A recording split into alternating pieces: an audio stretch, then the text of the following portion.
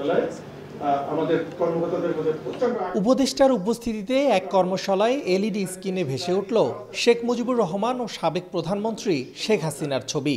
এ সময় সাংবাদিকদের প্রশ্নের জবাবে তড়িঘড়ি করে ঘটনাস্থল থেকে পালিয়ে যায় প্রাণী সম্পদ ও দুগ্ধ উন্নয়ন প্রকল্প কোঅর্ডিনেটর।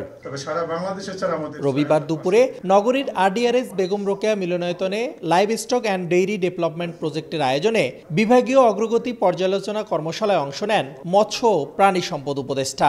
এ সময় প্রকল্পের কোঅর্ডিনেটর গোলাম রব্বানী সঞ্চালনার সময় এলইডি স্ক্রিনে ভেসে ওঠে শেখ মুজিবুর রহমান ও সাবেক প্রধানমন্ত্রী শেখ হাসিনার ছবি। এ বিষয়ে উপদেষ্টা বলেন, দেশে ফ্যাসিবাদদের নানা রূপ প্রতিফলনের ঘটনায় সরকার ব্যবস্থা গ্রহণ করছে। যদি ইচ্ছাকৃত হয় এটা একটু আসলে অবমাননাকর। হ্যাঁ, এটা যথেষ্ট অবমাননাকর। এই অন্তর্বর্তীকালীন এবং এতগুলো মানুষের রক্তের পর ওদের ছবি থাকা কোনো মতে গ্রহণযোগ্য নয়।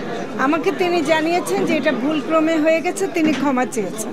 ফ্যাসিবাদ আমরা এত মনে করি না যে জাস্ট চলে গেছে। ফ্যাসিবাদের অনেক রকম রূপ থাকে, তো তার কিছু কিছু হয়তো প্রতিফলন নানাভাবে ঘটে।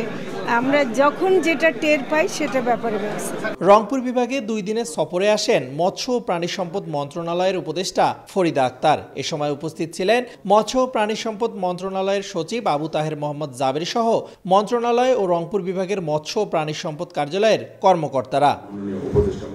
রেদওয়ান হিমেল, সময় সংবাদ, রংপুর।